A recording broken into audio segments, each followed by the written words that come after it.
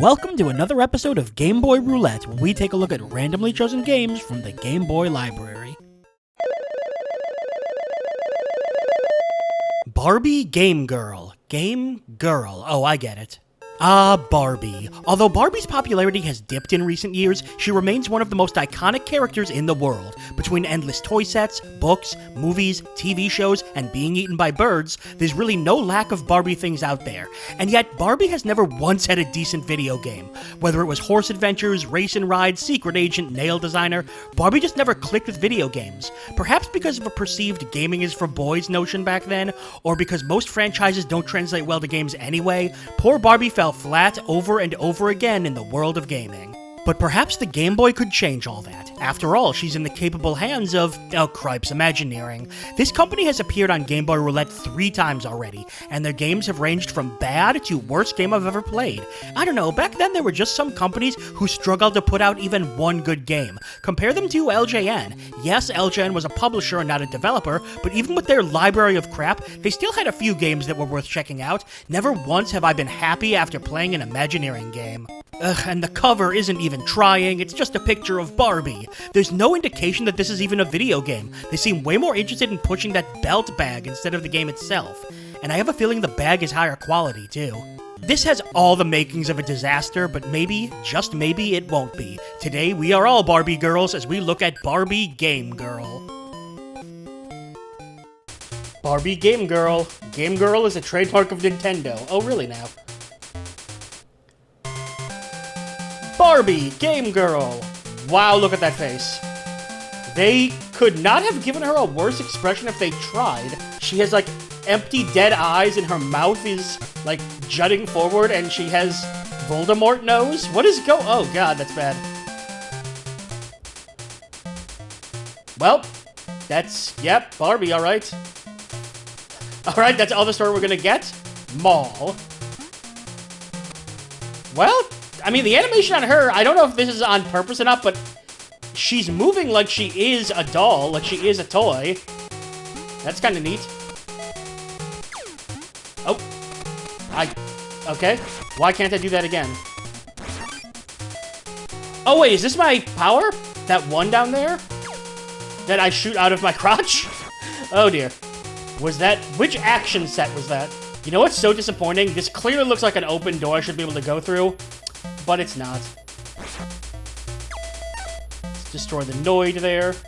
I really think I should be able to pick some of this stuff up, but I can't. Select does nothing. Starts. Pauses. I have 2 flowers and 4 bees.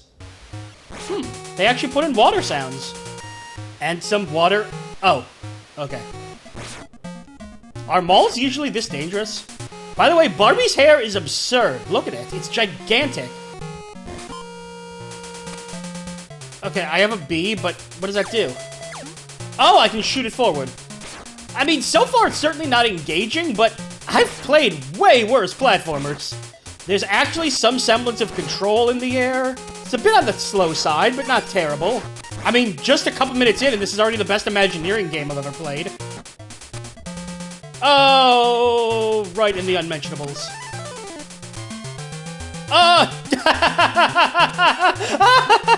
Suddenly she's become Mall Walker Barbie. Go! The greatest superhero. Aww. Oh, the end. That was awkward. God, they're making her look so bad. Her neck is gigantic. I'll take the perfume and... Oh, it's just a matching game. Mirror and flowers. Purse! Watch is clearly up. Oh my god, I actually got it right. Woohoo! Nice little interlude between games. Whoa! Oh, what was the transition here? We're a mermaid now. Again, the animation isn't bad. Press A for a dash. B for a really ineffectual weapon. Ow. Shark in the back of the head. There's nothing that's really making me be like, oh, this is great, I'm loving this. But nothing's particularly bad either. It's a perfectly average platformer, and I guess if they back then wanted to market it more towards girls, because back then there was so much more of a, gaming is just for boys mentality. I guess this is actually totally fine for what it's doing. The music isn't exactly amazing either, but it's okay. No! Barbie keeps getting eaten by sharks. Wow. Shark! We did it. Woohoo! Oh, it's the same game. Oh, but with new icons. Okay. Little interludes like this during games can do so much. Even if it's something as basic as a matching game, it can just, break up the monotony. Just a nice little interlude, I actually would like to check something. How long is this game? Apparently the game can be beaten in roughly half an hour. Not a great length, but certainly not terrible for a, quick little sit on a platformer game. That's fine. Whoa. Wow, those actually have a kind of decent effect with the 3D-ish. Like, it's not good, it's just a basic cube, but certainly better than a lot of things do. Oh god, what are you? Let's just ignore that nightmare. I shoot my bee at you. Oh no. Ow! And they varied up each level with some nice platforms and backgrounds. It's okay. It's totally okay. Wait, what? Oh, I thought that was the ground. That was death. Oh my god. I have become Gymnast Barbie. It's actually a pretty neat little way to work in all the different careers Barbie has had over the years. And I believe her career list begins and ends with every single career ever. She really has been everything. There was also an NES version of this game that supposedly is kind of different from this one. And I know it's not gotten great reviews, but for the Game Boy, it's alright. Like I said, I've certainly played better, but I've also played so much worse. Now, if you'll excuse me, I have some very important matching to take care of.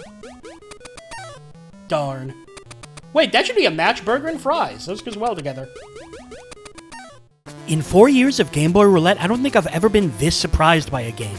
This had all the setup to be terrible. A franchise known for bad video games, made by a company known for making bad video games. And yet, in what can only be described as a miracle, the game turned out pretty alright. It played perfectly fine without any noticeable issues or awkward gameplay. The switching from side-scrolling platformer to a swimming game didn't cause any issues either, and added a bit of variety to keep the game fresh. And there was even some difficulty spikes, like those stupid sharks. It felt like a well-made, if a bit bland-playing platformer. But there were details in the game that really stood out to me and pushed it over the top. The levels actually looked nice, with varied art and even some sound effects added in depending on where you were standing.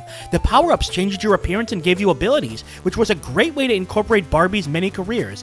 The memory game between rounds, always a nice way to break up monotony and earn extra lives. The game didn't particularly excel anywhere, but at the very least it did everything right.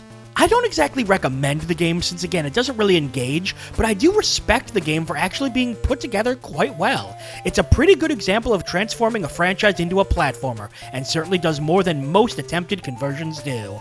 Congratulations, Imagineering! You may now join LJN in the prestigious category of companies that were only mostly bad instead of entirely. And that's all for another episode of Game Boy Roulette. Make sure to subscribe so you can follow the series as we continue to dig through the Game Boy Vault. I'm BrianJ, and I'll see you next time.